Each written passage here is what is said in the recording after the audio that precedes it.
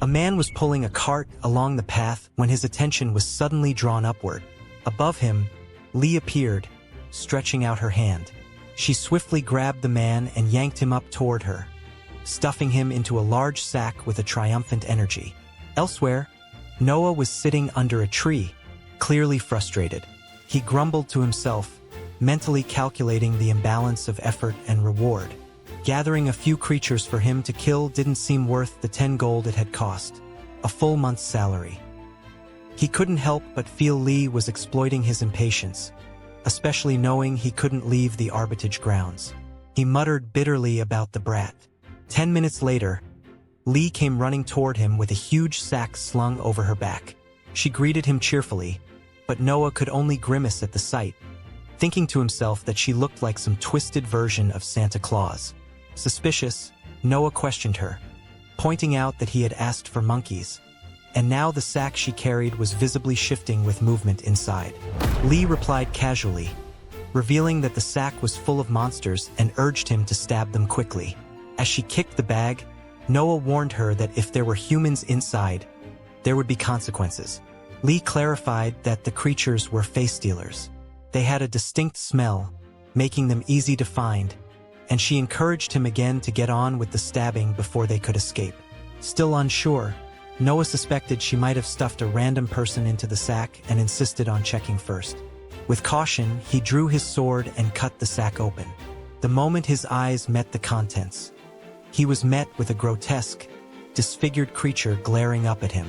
Startled, he screamed and demanded to know why it looked like that as he immediately began slashing at the monsters inside. Lee explained nonchalantly that if face stealers were bounced around hard enough, they'd forget what they were supposed to look like. She admitted she hadn't been gentle. Noah noted how much energy the creatures had, still shocked by what he saw. Lee simply reminded him that she had warned him.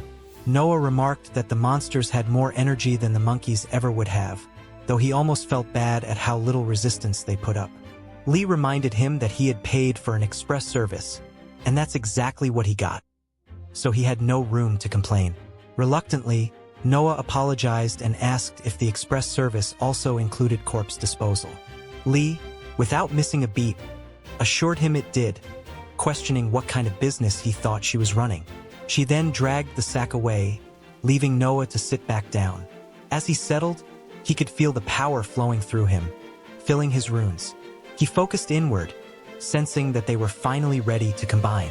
Within his soul, the 7 runes pulsed, 2 ash runes, 2 wind runes, and 3 vibration runes, all completely full. Noah sat still, letting the energy flow through him as he recalled Lee's advice about combining runes. She had explained the process with casual confidence, telling him it was simple. He just needed to relax and allow the energy from the merging runes to seep into his soul, focusing completely on the outcome he desired for the new rune.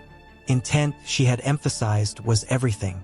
She had gone on to explain that the more synergized the runes were, the greater the maximum capacity of the resulting rune. However, that also meant the new rune would appear less full in comparison, since its overall capacity surpassed that of its individual components.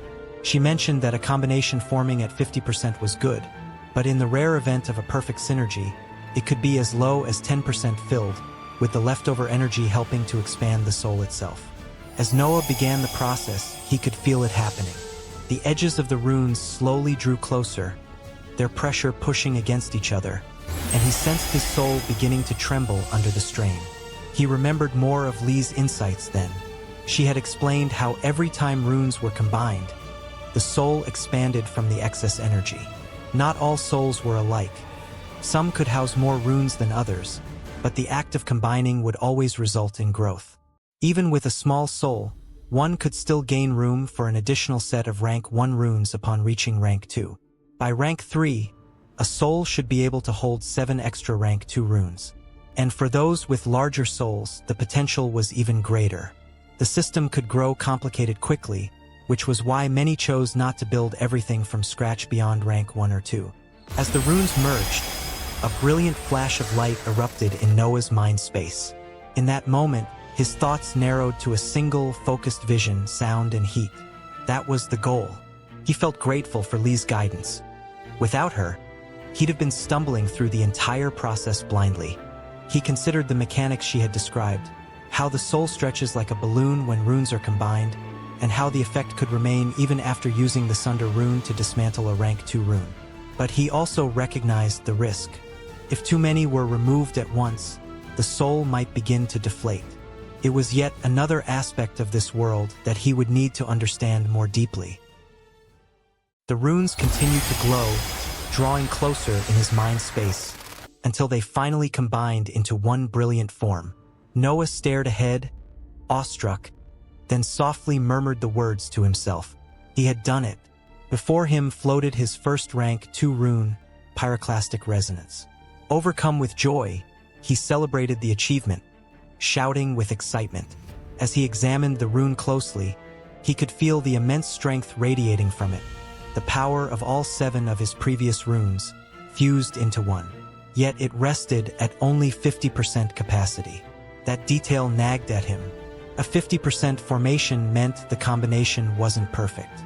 Unlike his past rank 1 runes, this one felt unrefined, almost bumpy. Perhaps he had used too much ash in the mix.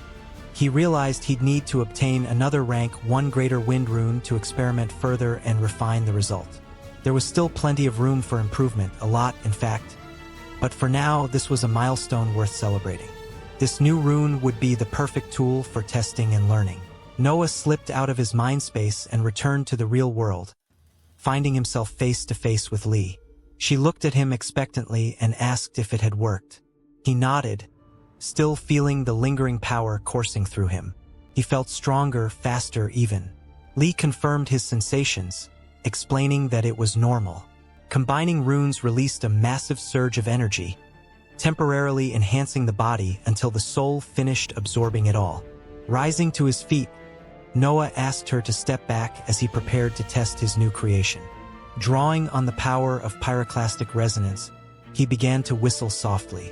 The sound carried an eerie tone, dark and unsettling. Lee raised her eyebrows, clearly impressed and just a bit uneasy.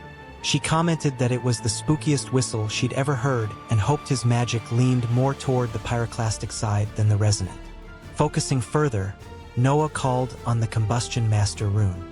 Nearby leaves ignited instantly, and he directed the fire, swirling it around his body with fluid precision. As he whistled again, the fire reacted, shooting into the sky and exploding in a radiant burst of flame and light. Lee watched the display with amusement and mild awe, admitting that it was actually a lot cooler than she expected. Meanwhile, in another part of Arbitage, Moxy stood in her room, deep in thought, her expression tense. The idea of a demon hiding within Arbitage weighed heavily on her mind. She couldn't even share the information without jeopardizing Vermal's cover. None of this had been part of her plan. She had only wanted a quiet year focused on studying face stealers. But with Lee in the picture, everything had changed. Lee made everything she thought she understood about face stealers feel completely wrong. Then, a sudden realization struck her like lightning. Her grip on the mug loosened, and it fell from her hands, shattering as it hit the floor. Without a moment's hesitation, she stormed out of her room, fury and urgency driving her forward. Lee wasn't a face stealer. How had she not seen it sooner? Lee was the demon, and she had to warn him. Lee had to die.